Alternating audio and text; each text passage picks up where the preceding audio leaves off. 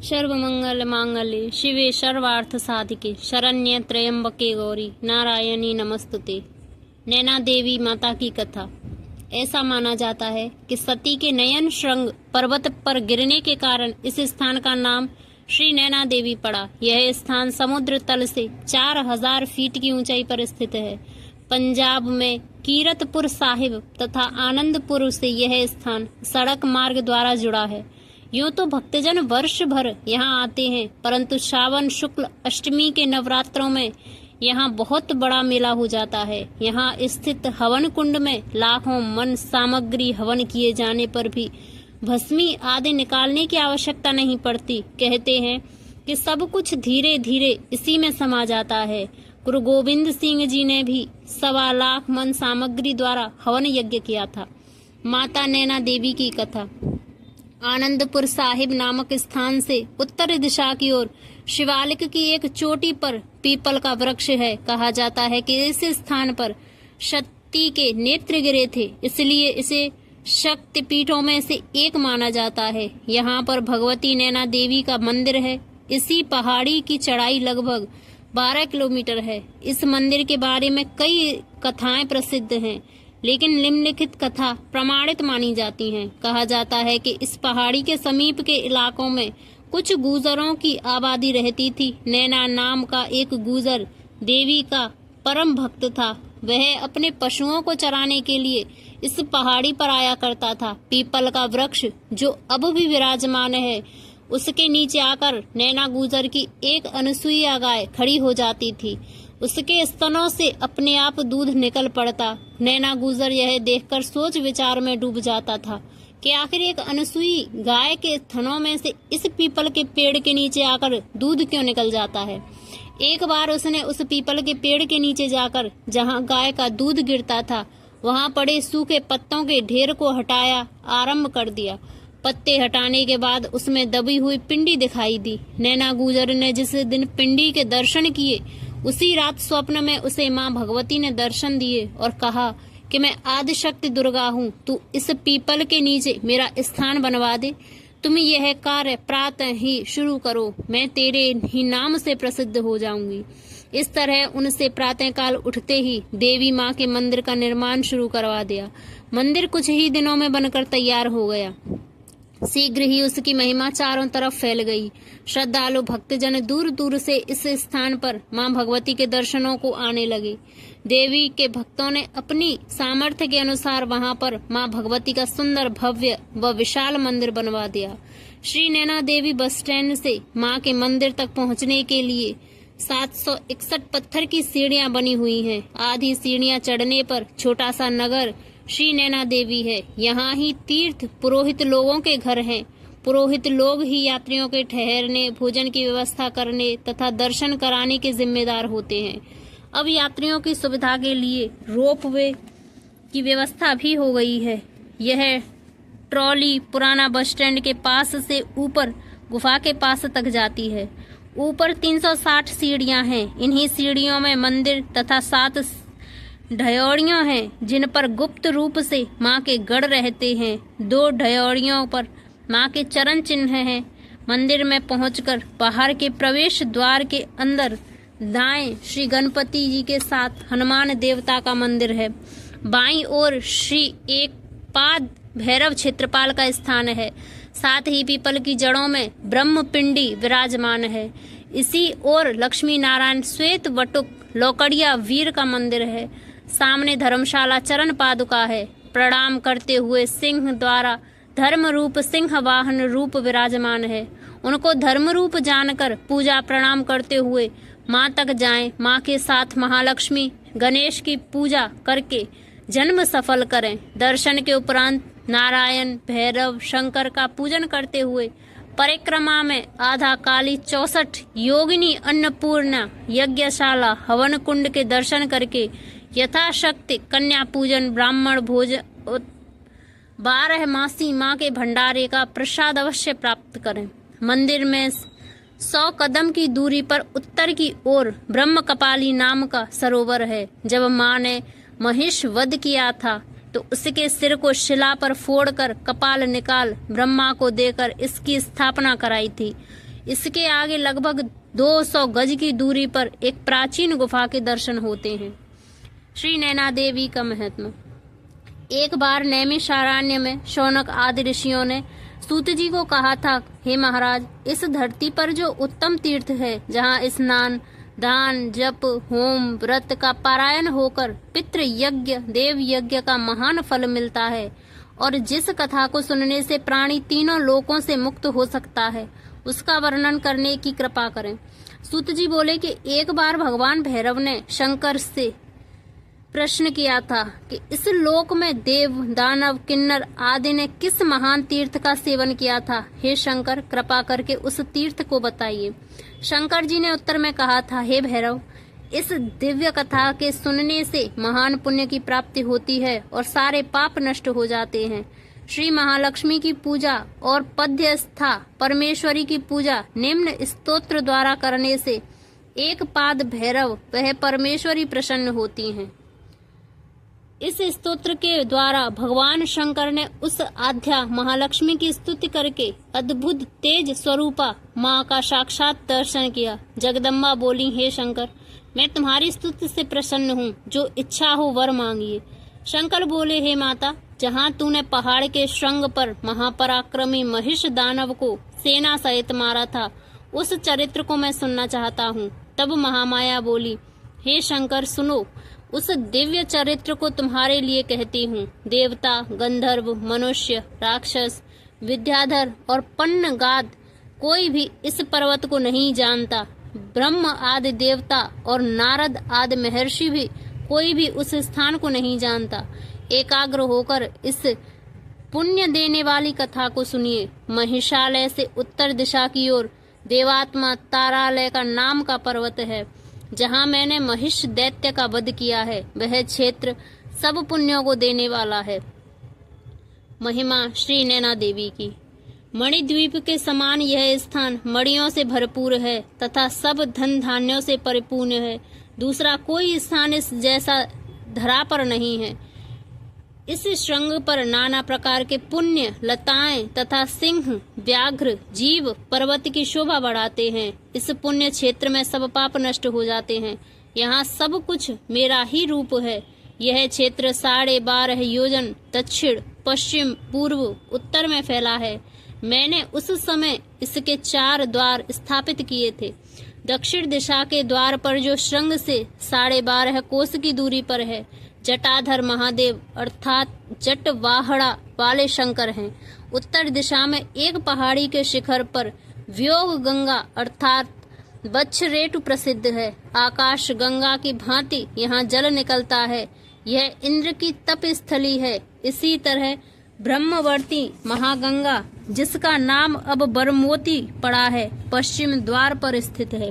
यह ब्रह्मा जी की तप स्थली है। पूर्व में माँ काली सदैव द्वार की रक्षा पर विराजमान है। यही महिष क्षेत्र सब क्षेत्रों में उत्तम महापुण्य भक्ति मुक्ति को देने वाला है। मनुष्यों को सर्व सिद्धि और सुख शक्ति देने वाला है। हे शंकर, पहले मेरा घोर युद्ध देवदानव सेना के साथ हुआ। महिषासुर हजारों वर्ष अपने हृदय में ब्रह्मा को बिठाकर घोर तप किया। पितामह प्रसन्न हुए एवं उसके तप स्थान में गए और कहने लगे, धर्मात्मा, कोई भी वर मांगो। महिष ने अमर होने का वर मांगा। ऐसा वर मांगने पर पितामह बोले, जन्म के बाद मरण और मृत्यु के बाद जन्म सब प्राणियों का निश्चित है। तब महर्षि कहने लगे कि हे पितामह, मेरी मृत्यु निश्चित कामिनी के हाथों होनी चाहिए। यदि अबला मुझे मारने में समर्थ होगी तो मुझे धिक्कार होगी। तेरी मौत नारी के हाथों से ही होगी। ऐसा वरदान देकर ब्रह्मा जी ब्रह्मालय में चले गए। शौनक जी बोले, महिष जिसका पुत्र था, कैसे वह महाबली बना और कैसे महिष का रूप मिला, यह सब वृतांत बताने की कृपा करें। नैना देवी द्वारा महिषासुर का वध। पूर्व काल में दैत्य वंश में 2 पुत्र इस पृथ्वी पर बड़े विख्यात हुए, रंभ और करंभ। उन्होंने पुत्र प्राप्ति के लिए घोर तप किया। करंभ ने पंचनद तीर्थ पर जल के अनंतर और रंभ ने अग्नि में बैठकर तप किया। जब उनका तप पराकाष्ठ को पहुंचा तो इंद्र को अपने इंद्रासन से वंचित होने का भय उत्पन्न हुआ। तब इंद्र पंचनंद तीर्थ पर गया, ग्राह का रूप धारण करके करम्भ को उसी जल में मार दिया। रंभ ने जब अपने भाई की मृत्यु का समाचार सुना तो वह अग्नि में आत्महत्या करने के लिए तैयार हो गया। उसे ऐसा करते देख अग्निदेव प्रकट हुए और बोले, अरे मूर्ख दानव, आत्महत्या जैसा महापाप करके क्यों अपने जीवन को बिगाड़ते हो? मैं तुम्हें वरदान देता हूँ, तुम्हारे बलवान पुत्र उत्पन्न होगा। तब ऐसा वर प्राप्त करके रंभ बड़ा प्रसन्न हुआ और तपस्या समाप्त करने अपने घर लौट पड़ा। तब मार्ग में यक्ष देश में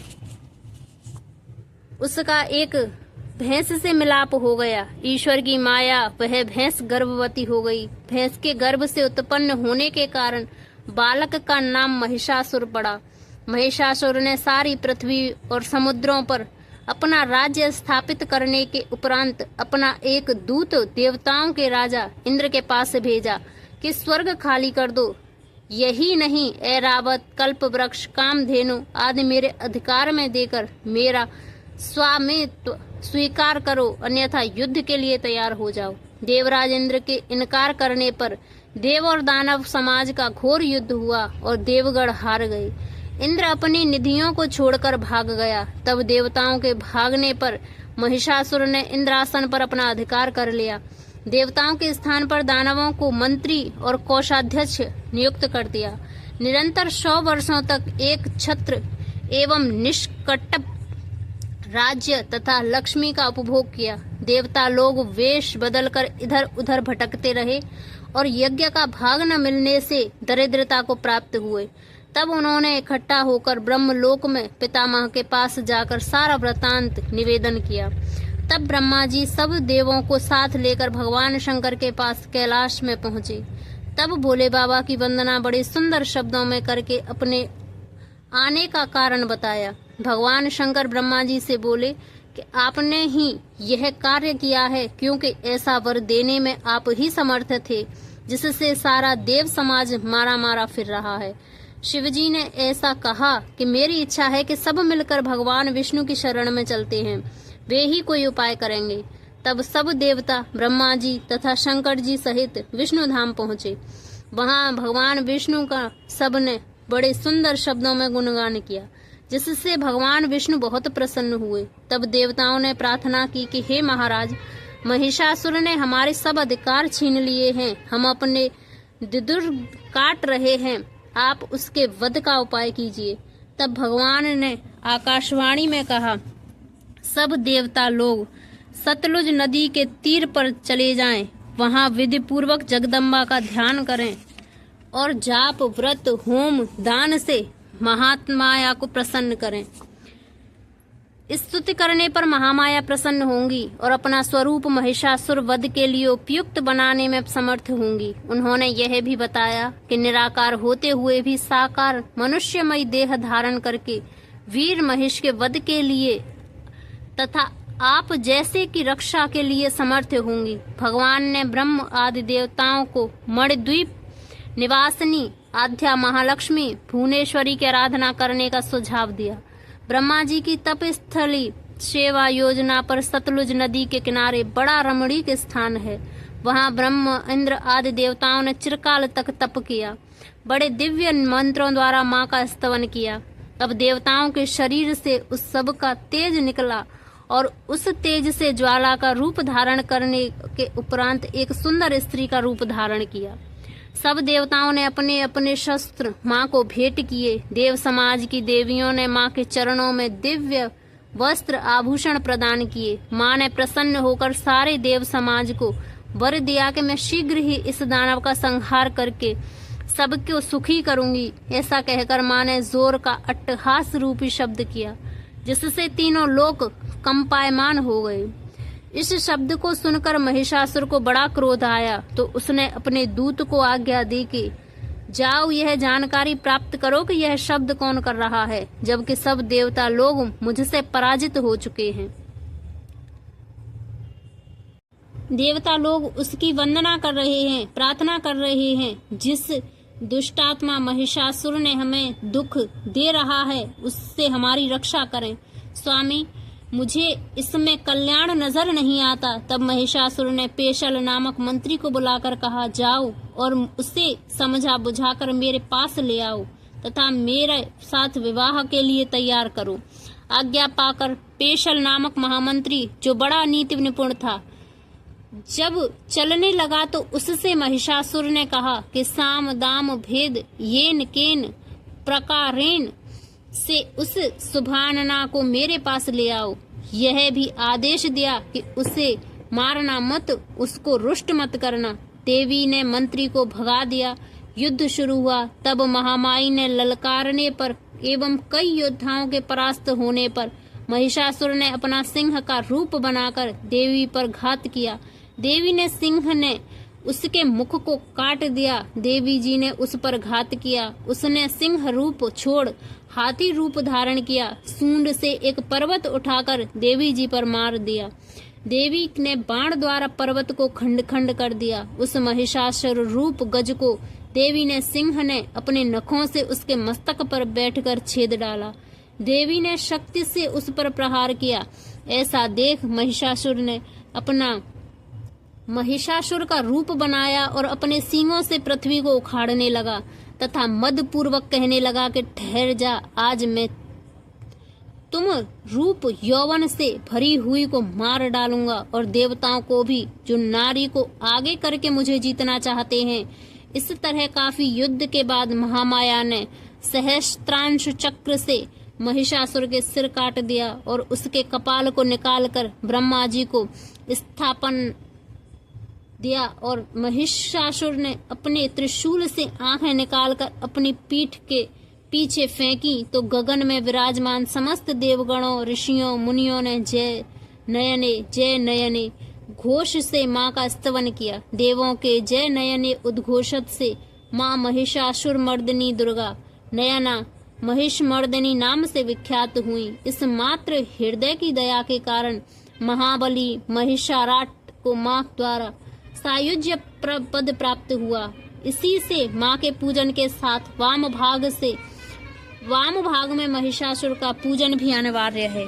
यहाँ यह भी लिखना असंगत न होगा कि महिषासुर की महिषपुरी श्रृंग से 2 योजन दक्षिण की ओर, जिसका नाम अपभ्रंश होकर माखोवाल पड़ा, जो आगे चलकर नवन बादशाह गुरु तेग बहादुर जी महाराज ने जब यह भूमि बिलासपुर के नरेश से प्राप्त की तो यहाँ अपने दुर्ग बनाकर माखोवाल का नाम बदलकर आनंदगढ़ रखा, जो अब आनंदपुर साहिब नाम से प्रसिद्ध है।